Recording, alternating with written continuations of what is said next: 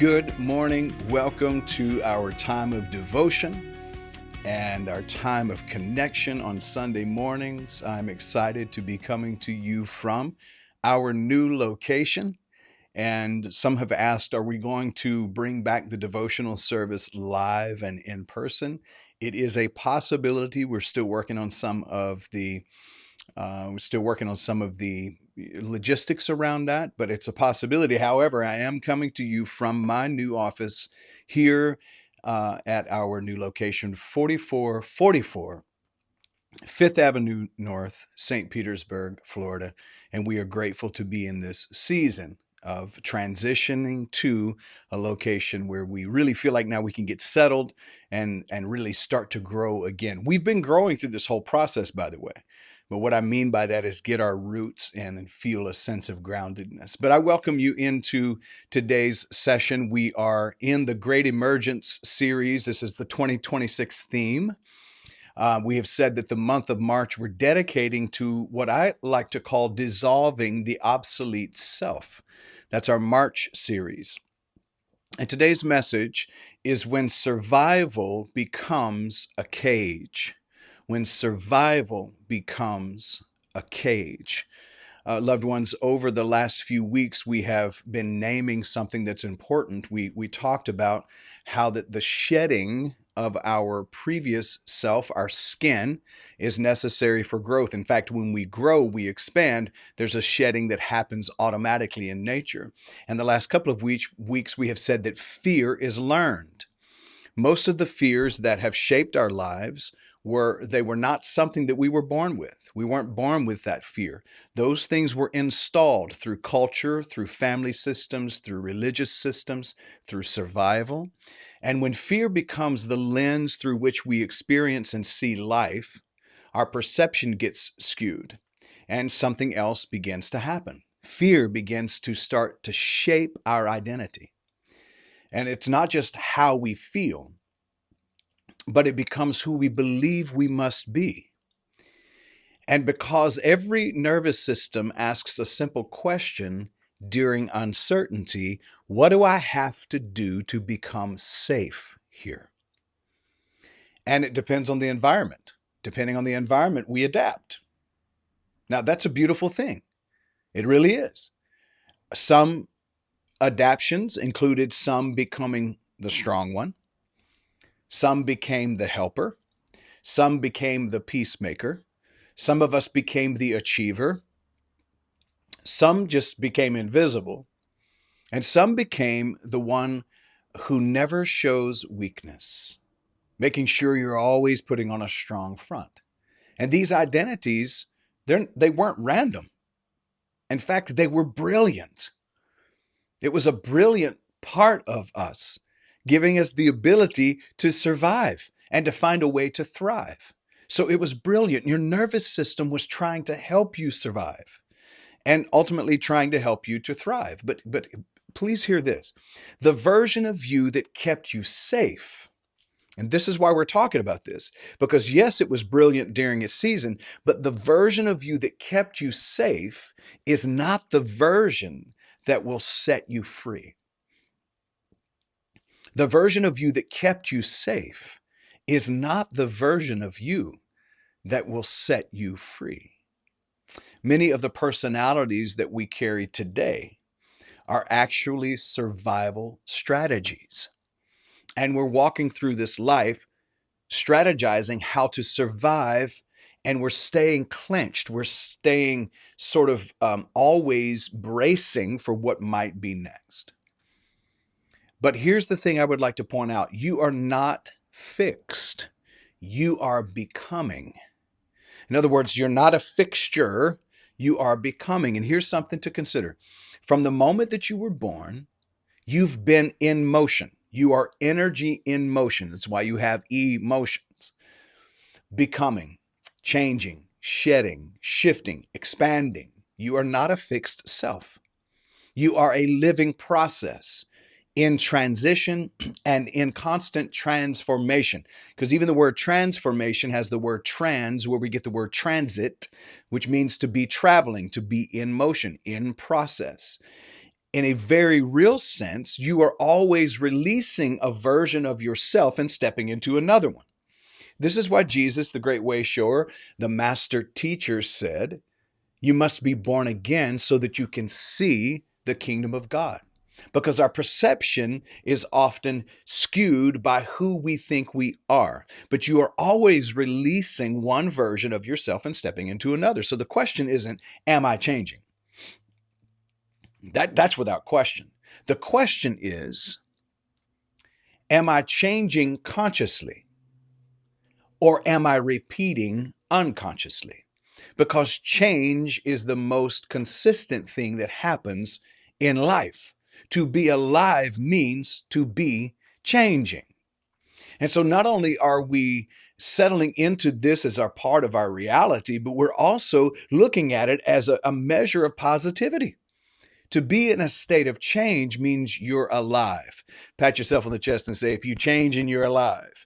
Because here's the thing, if we don't evolve, we become extinct. And we're seeing some of that extinction, at least in the mindsets of many in our world today. And number two, survival is not identity. Pat yourself on the chest and say, survival is not my identity. You see, your nervous system is always asking, am I safe? Am I loved? Do I belong? And when those things feel uncertain, shaky, we adapt. And over time, strategies become identities. We don't mean for it to happen, but we practice it so much that the habit creates the habitat. You're not just acting strong, you're becoming the strong one. And you forget that it's a role and that it's temporary. You're not just helping, you are becoming the caretaker. You're not just achieving, you become the performer.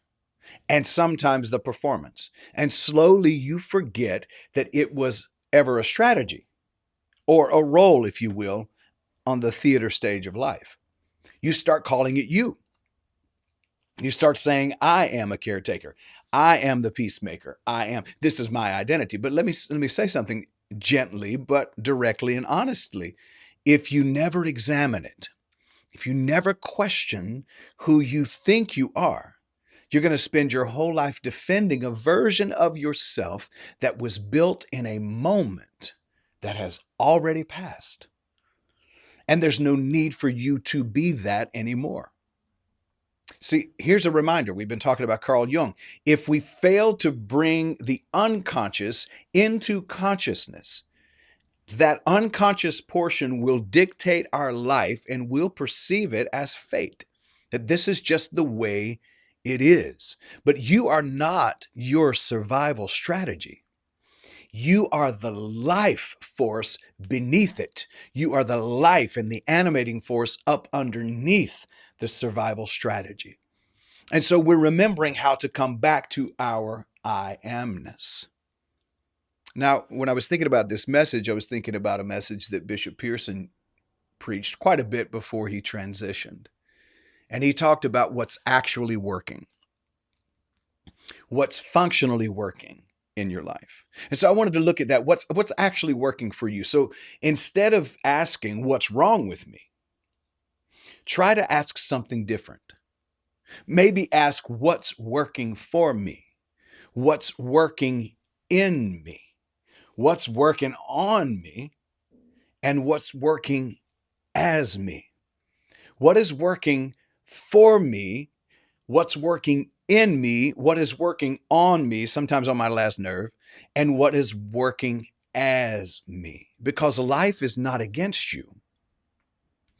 Some things are working for you, supporting your growth, and you may not like the feeling of the process of growth. Some things are working in you, awakening more awareness, waking up your consciousness, integrating and individuating in the shadow self, bringing the shadow self into the light, welcoming it to the table. But that awakening and awareness can be very disorienting. Some things are working on you, refining you. not defining you, because it's those other roles that we played that have tried to define us.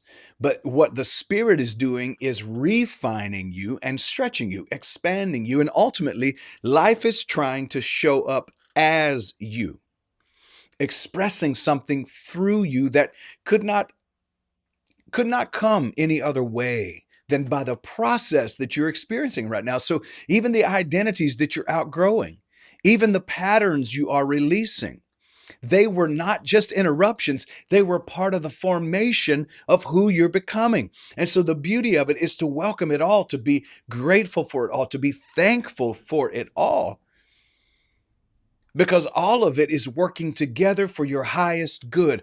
All things are working for my good. I can hear Daniel singing that now. All things are working for my good. God's intentional. The presence of God is intentional. The presence of divine is intentional, and it is working all things together, orchestrating it all together for your highest good. But survival becomes a cage sometimes. And when it becomes a cage, our survival identities work, but we need to remember that they work in survival environments.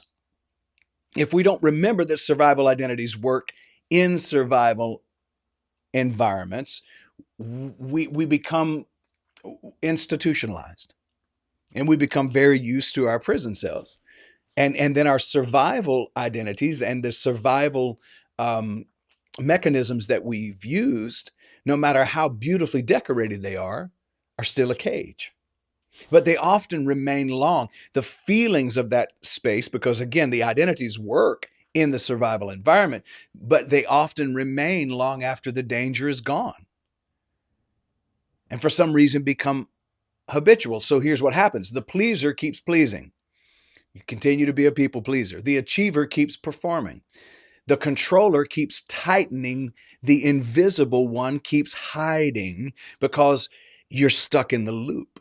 Even when life is no longer requiring it, we continue to be in that space. And many people say, this is just who I am.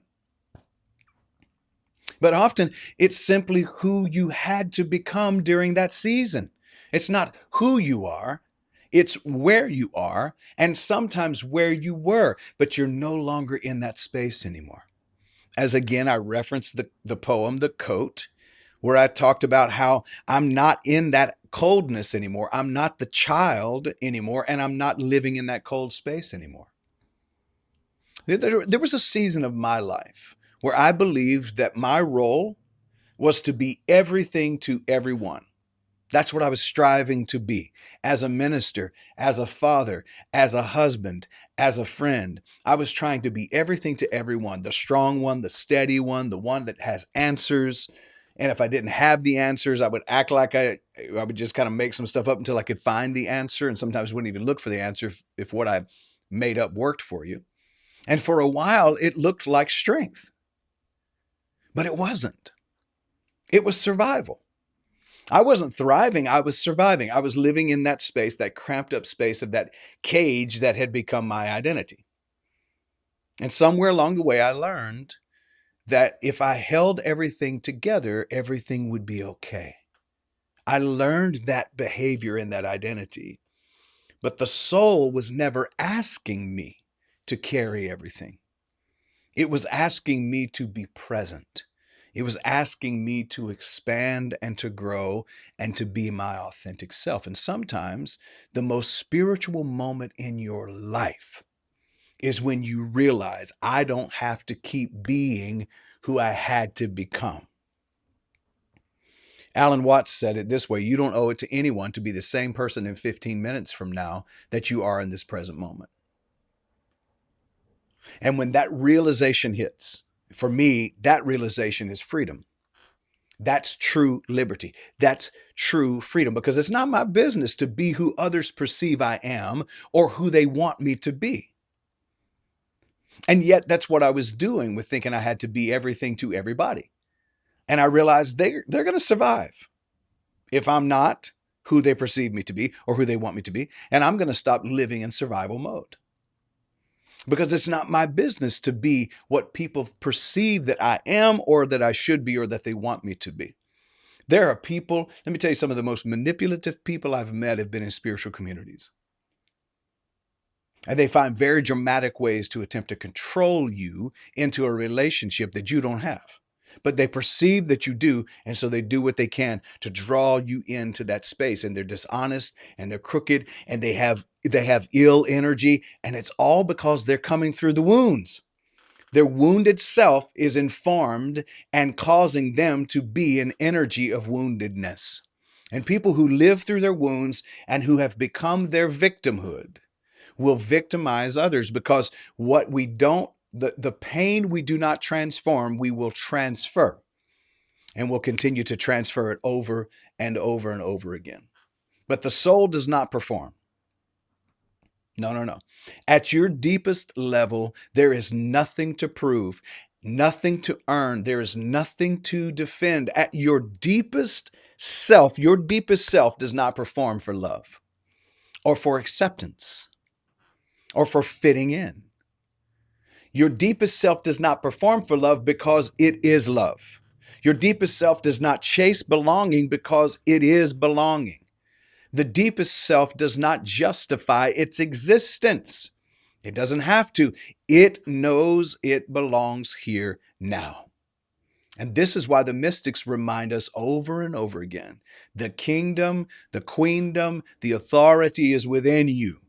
Not something you achieve once you do all the right stuff, check all the boxes and join the right religion, but something you remember. When you remember who you are, you activate that queendom within you, because you're in alignment with that highest truth. Now, I want to have an embodied moment with you for just a moment. If you feel comfortable, I'm going to ask you to do this wherever you're seated now, lying down, standing up, whatever you're doing. I'm going to ask you to clench your fists for a moment, just as tightly as you can. And just notice that feeling. Notice that. This is what survival feels like. This is survival. Holding, gripping, managing, controlling. I'm going to make sure it turns out the way I want it to, the way I believe it should. And I'm gripped and I'm holding it. Now I'm going to ask you to do this. Slowly begin to release your hands and slowly open your hands. Let your fingers soften. Let them just be. This is your soul. Free. Freedom. Now let's have a moment together. With the same hand you just had clenched that is now open, place that hand on your chest, maybe both of them, and receive a slow breath in and let it out. And maybe gently ask yourself, who am I when I am not trying to survive? Who am I when I am not trying to survive? You don't have to answer that question today. In fact, don't. Just notice the space that question opens within you. Who am I when I'm not trying to survive? Because the emerging self grows in that space that is opened up by that question.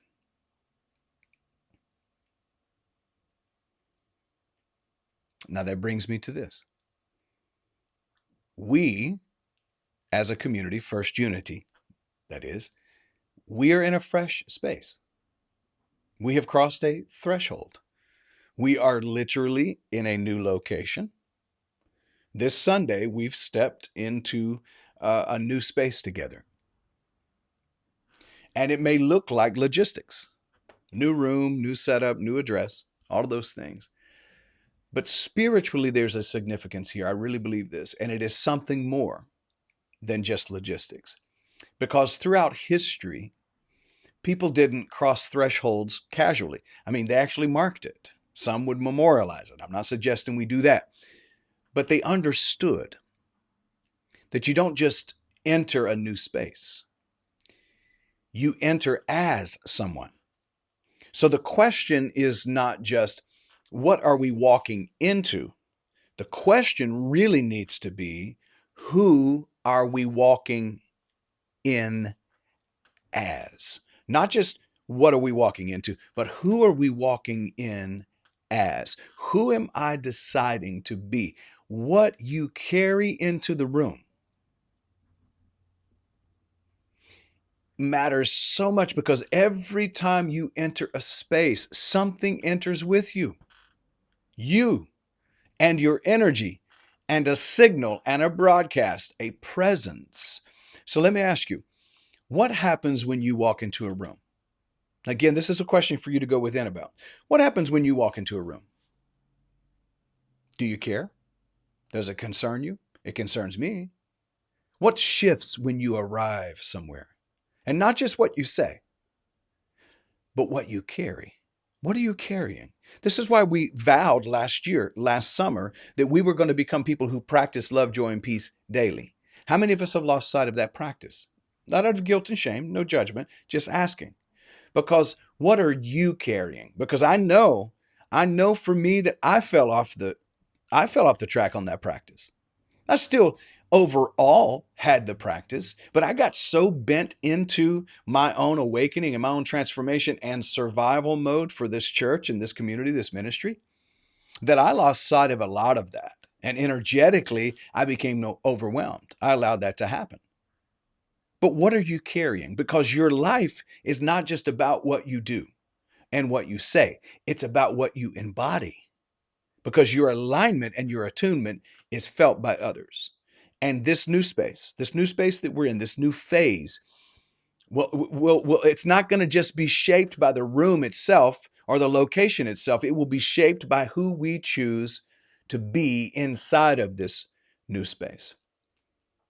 And here's the invitation. As we step into this new space and into this new phase, we don't have to bring every old identity with us. I'm talking to folks who've been here, First Unity, you've been a part of One Love for a long time. I'm saying there's some of those identities we need to drop off. As we've gone through these transitions, have we been able to let go of what we thought this ministry was? What we thought we were here to do? Previous incarnations of this ministry? Because some things we can set down, not with shame, and again, not with judgment, not with disdain or anger, with gratitude, because they helped us survive during that season, but they are not who we have to be anymore. We get to be the change that we wish to see in the world. Loved ones, this is not just a new room. It is a threshold, and thresholds ask something of us. They ask us to decide what we carry forward and what we're willing to lay down. This is a part of dissolving the obsolete self. So as you walk into this new space and in this new phase of ministry, leave behind the version of you that only knew how to survive. Leave behind the voice that told you who you had to be. And leave behind the armor that once protected you in a battle that's no longer happening. And now that armor is not protecting you, it's confining you, and in some ways defining you, while the Spirit is attempting to refine you and help you to refine yourself. And walk in. Walk in a little more honest, a little more open, a little less guarded. Not perfect, just present. Because the truth is, you were never created just to survive your life. You were created to live fully and to inhabit your life. And maybe this space is not just where we gather as a church. Maybe it's where we finally meet ourselves without the survival stories, without the narrative of the past. And that, my friend, is the beginning of a true, powerful emergence. Now I'm going to ask us to enter into a mantra together. I'm going to ask you to consider this mantra before you go. If it feels natural to you, I'm going to ask you to offer up an affirmation. I want to offer you something that is simple, maybe, but consider carrying it with you this week. And it's not something to strive for. It's just something to remember. as we go through this process, gently within your own self, or even under your breath, or maybe even out loud, consider affirming these words. I release who I had to be. I return to who I am. And again, slowly and with some emphasis here, I release who I had to be. I return to who I am. Now let that land with you. No rush, no pressure, just an invitation. An invitation to recognize when the belief systems that you've had have turned into a cage. Just recognition that I don't have to be in this prison anymore, that I can release myself from that space and that place that I have been in. I can dissolve the obsolete self. I can let go of the survival that has become a cage. I release all of those identities and I return to who I truly, truly am. This is so good. This is a beautiful season for us to be in. And you know where we're headed is something brand new. We're going to do some things, I believe, between now and the end of this year that's going to radically shift the direction of this community. And we're going to get in full alignment with our highest principle. And that, my friends, I'm excited about. And I hope you are too. This is the Great Emergence 2026.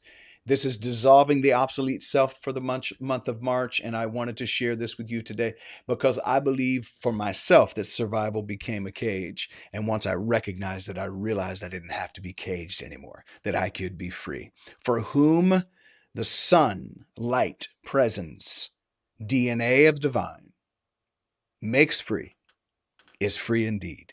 And you, my friend, are free indeed today. I love you. I'm going to get up out of the way now and wish you a wonderful Saturday and a great rest of this week. Hopefully I'll see you on Tuesday, Wednesday, Thursday for meditation, Wednesday evening in-person meditation at our, it's still going to be at Asbury Arms condominiums until the first Wednesday in April. Okay. So for those who were a little confused, our Sunday services will be held at 4444 5th Street North, St. Petersburg, Florida. But our meditations will still be held at the location it's been since about the middle of last year. So we encourage you to continue to go to the meditations on Wednesday in person if you're here local to St. Pete, and then join us virtually on Tuesday, Wednesday, and Thursday mornings for our meditation as well. I love you, my friends. Now go and make it a great day just because you can. Peace. Loved ones, thank you so much for joining us today for our devotional service. The ways to give are on the screen right now. You can, of course, text to give. You can utilize our app. You can also go to firstunity.org/give. And on that page, you can actually decide to become an auto giver.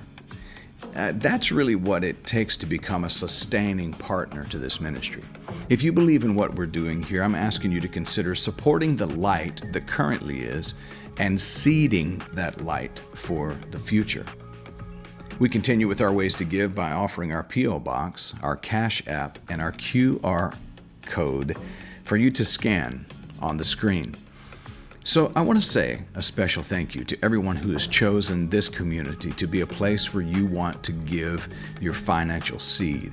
Know that when you're planting that seed, it is going into fertile soil, and you activate the law of circulation in your life. God bless you.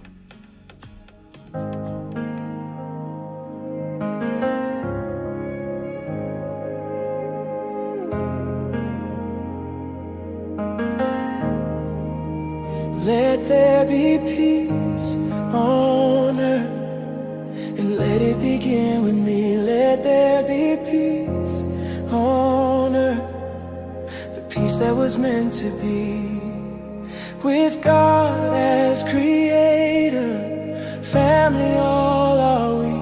Let us walk with each other in perfect harmony. Let peace begin with me. Let this be the moment now. With every step I take, let this be my joyous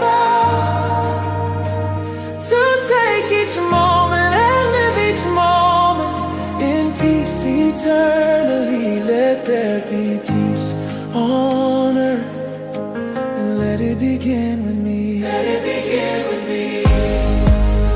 Let it begin with me. It begins with me.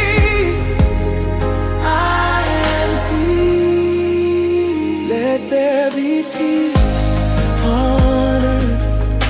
And let it begin with me. Let there be peace on earth. The peace that was meant to be. With God as creator, family all are we. Let us walk with each other in perfect harmony. Let peace begin with me. Let this be the moment now. With every step I take, let this be my joyous thought. To take each moment and live each moment in peace eternally. Let there be peace on earth. And let it begin with me. Let it begin with me. Let it begin with me. It begins with me. I am peace. I am peace. I am peace. I am peace. I am peace. To take each moment and live each moment in peace eternally. Now there is peace on earth, and it has begun with me.